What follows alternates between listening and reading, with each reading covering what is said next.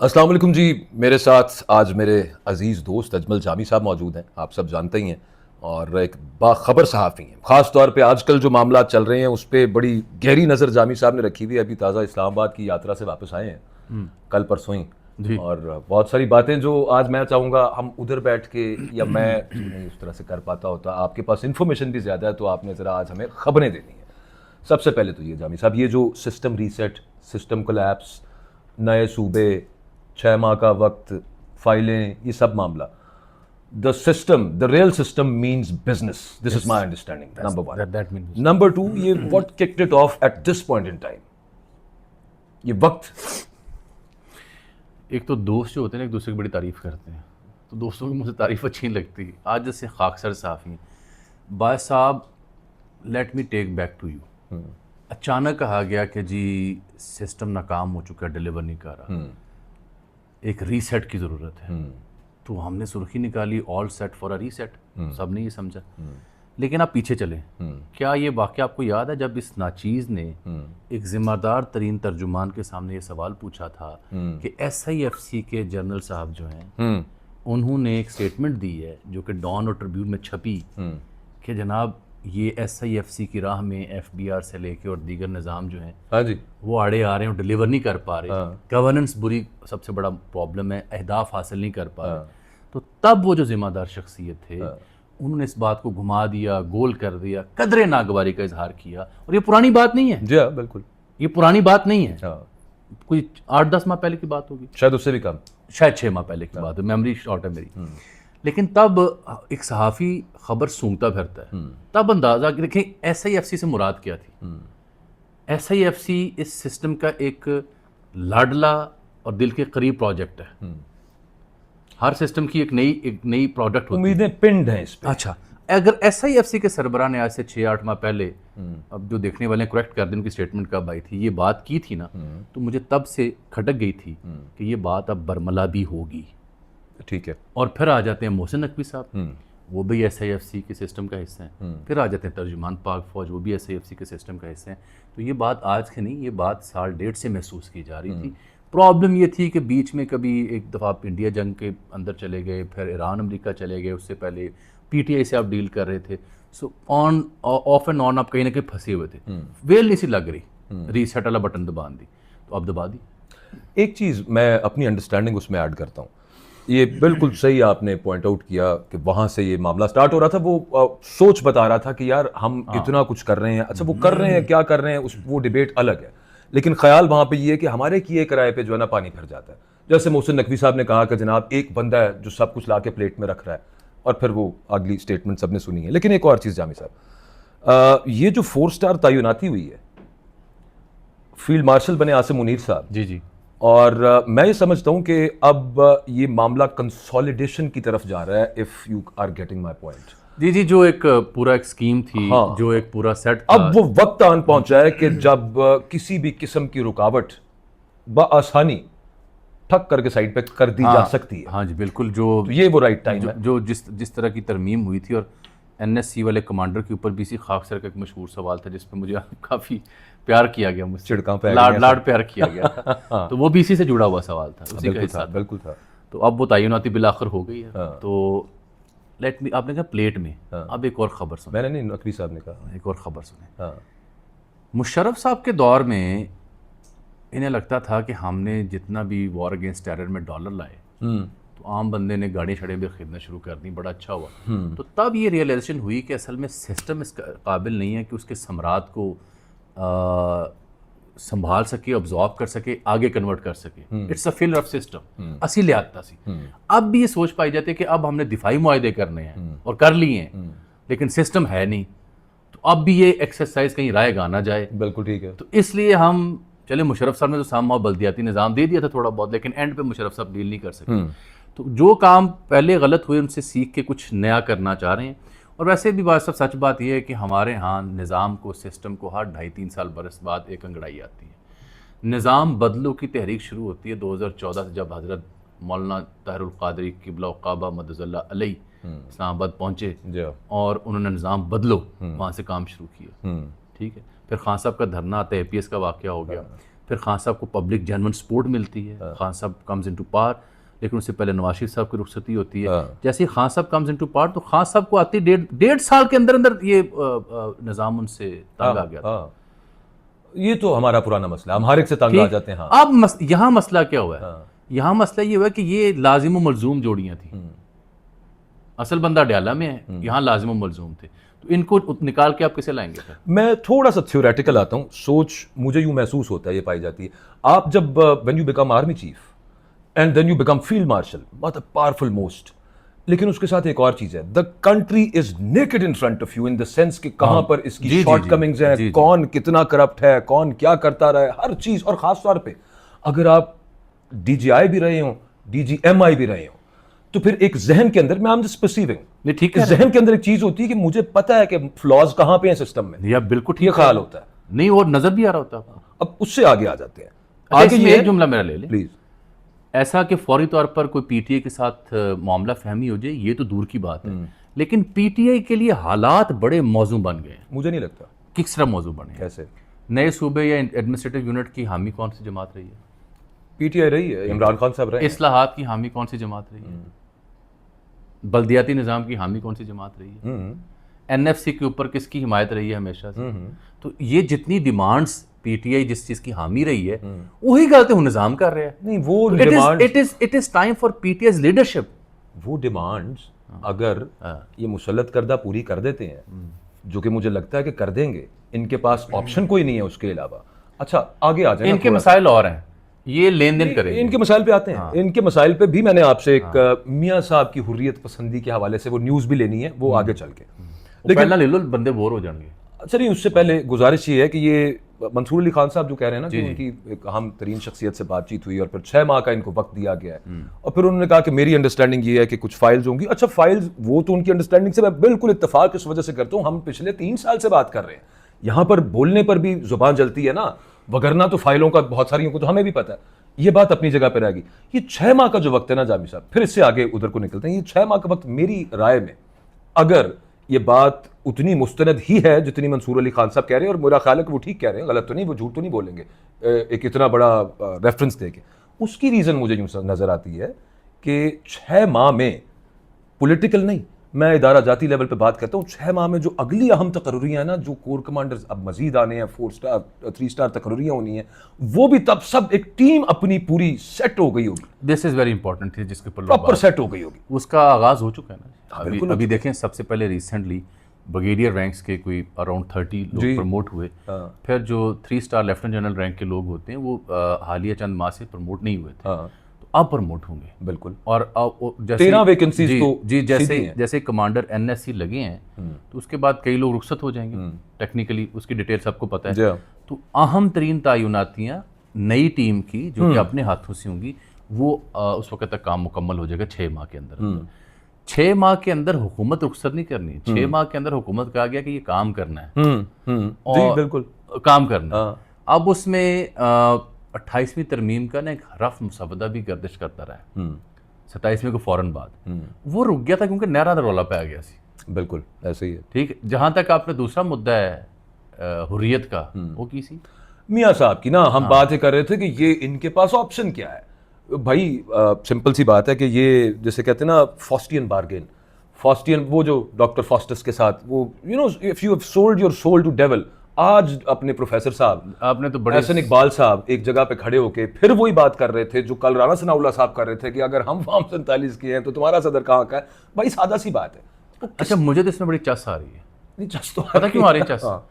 मुझे चस एक पाकिस्तानी के तौर पर आ रही है, एक सहाफ़ी के तौर पर आ रही है कि यार इससे पहले कि अपोजिशन इल्ज़ाम लगाए या अपोजिशन अपने इल्ज़ाम साबित करे, ये दोनों एक दूसरे का कटा चटा खोल रहे हैं। ठीक है, ठीक है। अब जब दोनों एक दूसरे कटा चटा खो रहे हैं तो मुझे बताएं आम बंदा कहाँ से एतबार करेगा? ये खड़े कैसे होंगे? हाँ, आम बंदा क्या एतबार करेगा? अब देखें, इस सारे वाक़े के बाद ना अब 2 कैंप सामने आ गए। एक कैंप है मियाँ नवाज शरीफ साहब और उनकी हामियों का, एक कैंप है जनाब शहबाज शरीफ साहब और उनकी हामियों का। मैं आपको सबूत के तौर पर एक इत्तला दे देता हूँ। क्या शहबाज शरीफ साहब की जो 10-12 रुकनी स्पोक्स पर्सन या तर्जुमानों की टीम है, या शहबाज शरीफ साहब की जानिब से कोई स्टेटमेंट आई है? नहीं। स्टेटमेंट अगर आई है तो मियाँ साहब कैंप से आई है, ख्वाजा आसिफ हूँ या राना सनाउल्लाह, ऐसे ही है। ऐसे ही। फिर आपने तीसरा अज़मा बुखारी भी ऐड कर। ठीक, आपने जो इजलास किया रायबंड में, रायबंड तो शबाशी साहब दूसरे हफ्ते पहुंचे होते हैं, कभी खबर जारी हुई है? नहीं। तो खबर जारी क्यों करनी पड़ी? अच्छा, इजलास भी वैसे वो फैमिली लिमिटेड था, खबर क्यों जारी करनी पड़ी? बताइए। इसी तराजु में करनी पड़ी ना। कि कैसी सोच रहे हैं? हाँ, सदीक साजिद साहब एक सीनियर कॉरेस्पॉन्डेंट कहा जी कि यहाँ फैसले वहाँ पे तय हुए हैं, आने वाले दिनों में इसरात होंगे। तो मैंने भी सूत्रों के अनुसार कुछ जानकारी लेने की कोशिश की। कई ऐसे लोग भी हैं सारे फिर जिन्होंने कहा जी ये तो पीका ला दो, इसके पास सबूत है इस बात का। उसका सबूत आज ख्वाजा आसिफ ने खुद दे दिया। मैंने अर्ज की कि मियाँ साहब ने उत्थे पूछा कि नकवी साहब ने जी गल की है पार्लीमान च हुई, कबीना च हुई, ਤੁਹਾਡੇ ਨਾਲ तो मिल के की होगी? उन्होंने कहा नहीं। डर था ਤੁਹਾਡੇ ਨਾਲ? उन्होंने कहा नहीं। तो आज ख्वाजा साहब ने अपने ट्वीट में इंकशाफ कर दी कि जी आपको पार्लियामान में ये बात करनी चाहिए थी, तो सबूत आ गया। ठीक। फिर वहाँ पे कहीं कोई ऐसी ख्वाहिश मेरी तलाह है पाई गई कि नहीं है तो हुन जरा ना गोशमाली तो करो ना थोड़ी बहुत, इस्तीफा नहीं तो गोशमाली करो। उसके ऊपर शहबाज का मुकम्मल चुप है, क्योंकि ना वो गोशमाली करना चाहते हैं, ना वो इस्तीफा लेना चाहते हैं, ना ले सकते हैं। वो चाहते हैं मिट्टी पाओगे तुरिए। फिर थोड़ा सा और पीछे आ जाए। वो कहते, ये कैंप कहता है मिट्टी पाओगे तुरिए, वो कहते हैं नहीं हूं थोड़ा बाबा खड़ा करना है। अच्छा, उसमें आ जाता है कि वो लोग जो मियाँ नवाज शरीफ और नून लीग के हामी तज्जिया निगार, उनको मियाँ साहब के अंदर ला मुहाला और खामखा एक हुर्रियत नजर आ रही है। मियाँ जाग गया। भाई मियाँ साहब नहीं जाग सकते, ऐसे ही है। मियाँ साहब अब वो तबले जंग नहीं बजा सकते। मियाँ साहब ने खुद सिस्टम अपने हाथों से अपनी हुर्रियत गिरवी रखवाई हुई है। ये मुझे बताने की जरूरत तो नहीं है? नहीं, बिल्कुल नहीं। Everyone knows. मैं एक गुजारिश करूं उसमें, 2 साल पीछे आपको लेके इतनी बड़ी बात होती तो मियाँ साहब ने जो इजलास किया था उसके बाद लाइव प्रेस कॉन्फ्रेंस काटते कि जी आज शहबाज साहब आए थे मेरे पास, तो मुझे ये पता चला नकवी साहब ने ये बात की है, सख्ती से इसका नोटिस लेते हैं, ये गैर पार्लिमानी तरीका है और इनसे इस्तीफे का मुतालबा मैं कर रहा हूँ, और सियासतदान तय करेंगे कि आईनी का तरमीम आनी या नहीं आनी, सूबे बनने या नहीं बनने, ये सियासतदानों और अवाम का काम है। मैं आपको 2 साल पीछे लेके जाता हूँ आप ही की बात को एंडोर्स करने के लिए। वो आपको याद है, नाजरीन के लिए थोड़ी याद दहानी के लिए, मरियम नवाज साहबा और मोहसिन नकवी साहब में खटपट हो गई थी। अलहदा क्या है? नहीं, उस वक्त काफी विजिबल हो गई थी वो। हाँ, उस वक्त हो गई, बहुत विजिबल हो गया था। उसके बाद मोहसिन नकवी साहब के जो मोहसिन है, गालिबन उन्होंने कहा होगा, तो मरियम नवाज साहिबा, ये ऑन रिकॉर्ड है जी, उनके घर गई थी मनाने के लिए कि भाई सीधा करें मामला, ऐसे नहीं चलेगा। नकवी साहब अपने बंदे हैं। अब मरियम साहिबा ने गवर्नमेंट ली हुई है ना पंजाब की, कितनी सीटों पे ली हुई, कैसे ली हुई, एवरीवन नोज। तो मामला ये है कि उस वक्त अगर इतना ही होता मामला, खड़े होते ना। आप तप्पड़ की बात कर रहे हैं? तप्पड़ की बात कर रहे हैं। मैं कह रहा हूँ जब आप गिरवी रखवा जी, तो फिर तप्पड़ नहीं आते। अच्छा ये बताएं, एक से जुमला और ले, आप देखिएगा कि ये जितनी हुर्रियत शुर्रियत है ना, 2-4 दिन बयानबाजियों की नज़र होनी, किसी बहुत सियाने बंदे ने मशवरा दिया था कि क्यों पैरों ते कुलाड़ी मार रहे हो, जेडे काम तुसी करने से वो कर नहीं सके। मैं वैसे तो इन्होंने 6 घंटे भी काफ़ी सन। 6 महीने पता नहीं कितने। हाँ, मैं आपको ये बता रहा हूँ कि पारू लॉन्च हो रहे हैं। अब मैं उधर ही आने लगा था। हाँ, वो क्या मामला है? देखें उसमें आपने देखा उधर पारू से मुराद यहाँ पर ये है कि जैसे पहले कुछ लोग, यही जो आइडियाज़ जो एस्टेब्लिशमेंट की तरफ से आ रहे हैं और डिससेटिस्फैक्शन का जो इजहार है, वो जो लोग अभी तक कर रहे हैं, उनके अलावा आपको नया ग्रुप कह सकते हैं जी उनको? नया ग्रुप बिल्कुल आप कह सकते हैं। पारू से मुराद ये है कि देखें एक ज़माने में तो इसको, चूंकि तब तो मैं दुनिया टीवी का हिस्सा था, तो मैं तो बरमला के बता सकता हूँ कि मियाँ आमिर साहब एक अरसे से इसके बड़े हामी हैं। नए सूबे, इंतज़ामी यूनिट्स, बल्दियाती निज़ाम के बड़े हामी हैं। उनके कुछ वर्किंग पेपर्स हैं, उन्होंने इंटेलेक्चुअल से मुलाकातें भी की, सहाफ़ियों से भी, आप सबसे, हम सब से, लाहौर आए तालिब इल्म से। उनका तो एक बड़ा पुराना मिशन है, बिल्कुल है, उसमें डल गया न्यू ग्रुप भी साथ। अच्छा, ये कहानी न्यू टीवी, हाँ न्यू टीवी, अब्दुर्रहमान साहब। अच्छा, ये कंपनी अभी चल रही थी। ये कंपनी जब चल रही थी तो बीच में कुछ साबिक निगरान और कुछ ऐसे टेक्नोक्रेट बज़ाहिर हुलिये वाले लोग, उन्होंने सीवियाँ पेश करना शुरू कर दी। सही। जैसे ये काम 30 पे पहुंचा, तो अब रिसेंटली लाहौर का एक और बड़ा मारूफ इदारा है, उनका भी जामियात का काम है। अच्छा, वो भी कूद गए, और आपको आज है इतवार, आपका वीलॉग इतवार को जाएगा, तो आप देखेंगे मंगल बुध से उनकी यूनिवर्सिटी में भी इसी मुद्दे पे तवील कॉन्फ्रेंसें शुरू हो जाएंगी। रायबंड रोड पे इदारा है, ठीक है, बड़ा मशहूर, ठीक, बड़ा शानदार, और वहाँ पे आप देखेंगे पाकिस्तान भर की जो सियासतदान हैं, क्या फवाद चौधरी, क्या अपना बैरिस्टर सैफ, बड़े बड़े नाम, बड़े बड़े दानिश्वर, वहाँ बैठ के गवर्नेंस कैसे ठीक करने उसमें बात करें। कहना मैं ये चाह रहा हूँ कि लोग अब इस मामले को ले चुके हैं हेड ऑन, ठीक। और कोई ट्रेन मिस नहीं करना चाह रहा। हाँ, एक सियाने ने आखिर में बात दे देता हूँ, मशवरा ये दिया इनको कि थोड़े जान छुड़ानी जे तो जल्दी जल्दी बल्दियाती चुनाव करवा लो तगड़ा। हाँ ठीक, वरना हाथ से उधर भी पैर पे कुल्हाड़ा है ना मसला। अच्छा, उसका भी नुस्खा सुने। हाँ, मुझे ये कहने दे बात, इन दो बड़ी सियासी जमातों में सबसे प्रॉब्लम क्या है? हाँ, ये नहीं चाहते नई क़यादत है। यूं ही मोरूसियत कंपनी लिमिटेड, मैं गुजारिश कर रहा था, वो शरीफ फैमिली लिमिटेड इजलास हुआ है। लेट से सूबे में पंजाब के 4-5 सूबे बनते जी। हैं, 4-5 नए वज़ीर लाएंगे, हाँ, तो वो तो रायवेंड के नहीं होंगे, एक जुनेद सफ्दर होंगे, एक हसन नवाज जो भी होंगे, कितने के हो जाएंगे, हाँ कोई ना कोई हो सकता है नवा आ जाए। जी जी, इस तरह सिंध से हो सकता है कोई नया आ जाए, बलुचिस्तान से हो सकता है नया आ जाए, केपी से कोई नया आ जाए। हाँ। तो नया सीएम नई क़यादत हमें बारे में नहीं। आप देखें हमारे पास 1.5 से 2,000 की इलेक्टेड अशराफिया है सिर्फ। इंडिया में लगभग 50 लाख के करीब लोग मुंतखब होते हैं, ना सिर्फ ईवानों में, राष्ट्रीय असेंबलियों में, बल्कि नीचे जो म्यूनसिपलिटी लेवल के 50 लाख बंदा जब चुनाव होता है, यार उसमें से 50 बंदा तो ऊपर आता ही है। जी दुरुस्त बात है, आता है ना। ये वैसे किस मुल्क में हुआ है कि जो बंदा 1988 में प्राइम मिनिस्टर का कैंडिडेट था वो 2024 में भी प्राइम मिनिस्टर का कैंडिडेट है? नवाज शरीफ की बात कर रहा हूँ मैं। और जो शहबाज शरीफ साहब थे वो, अच्छा इनकी जमात में, इनकी खानदान के अलावा कोई चीफ मिनिस्टरशिप का या फिर प्राइम मिनिस्टरशिप का कैंडिडेट है कभी कोई रहा, सिवाय हाँ बीच में शायद खान अब्बासी साहब को करना पड़ गया। वो तो मजबूरी थी, मजबूरी थी, बस इतनी सी बात थी। देखिए जावेद हाशमी मजबूरी थे, अपोजिशन लीडर भी, वरना शायद उनको भी ना बनाते। ख्वाजा आसिफ या साद रफीक या इतने इतने बड़े लोग इनकी इदारों में हैं, इनकी जमात में, कभी कोई कैंडिडेट फील्ड हुआ है सीएम के लिए? जामिर साहब ये बताइए जाते जाते कि जो इदारा आर्मी जो है उसकी एक मामला है ना कि जनाब बहुत एफिशिएंट, जहाँ पे हमारे उनके अंडर जो इदारे चल रहे हैं बड़े बेहतरीन हैं, वो एक ख्याल पाया जाता है कि जनाब हम अभी डिस्ट्रिक्ट्स के अंदर एक ओवरसीइंग पोजीशन है इदारे से, एक ऑफिस हर डिस्ट्रिक्ट के अंदर पंजाब के अंदर। ये जो एफिशिएंसी है ये की एरियाज ऑफ गवर्नेंस में ऑलरेडी है, डिस्ट्रिक्ट वाइज भी, एसएफसी की शक्ल में भी और ओवरऑल विफाक में भी। लेकिन ये अब मैं इन्हीं अल्फाज में मैं बात कर सकता हूँ, माजरत चाहता हूँ, ज़्यादा खोल नहीं सकता इसको, लेकिन ये जो रोल है ऑफिशियली गवर्नेंस में ये बढ़ जाएगा बहुत ज़्यादा। ये इंफॉर्मेशन मेरी जो है, इससे आप अग्री करते हैं? मैंने थोड़ी समझ नहीं है। अच्छा मैं चले आसान अल्फाज में नहीं, मैं नहीं समझना चाहता मैं आसान अल्फाज नहीं, देखें ये तो जब ख्वाजा आसिफ साहब ज़र दिफा मुल्क के, ये ब्यूरोक्रेसी की बात कर लेना, जब उन्होंने तारीफ कर दी कि ये हाइब्रिड प्लस है, तो हाइब्रिड प्लस की तारीफ आपने कर दी, तो वो ये तो सरकारी बयानात मौजूद है ना, गेटिंग थिंग्स डन। लेकिन ख्वाजा साहब ने एक बड़ा पुरलुत्फ काम किया। उनके मोहसिन नकवी साहब पीसीबी ते ना पार्लीमान दे थल्ले, ना पीएम दे थल्ले, ना किसी और दे थल्ले, तो जरा इस्लाहात थोड़ी जी पीसीबी नाफिज कर लो। पीसीबी ख्वाजा साहब ने मुझे जाते जाते याद आया, वो आपका तो उस पर एक पीएचडी थीसिस है पुर्तगाल में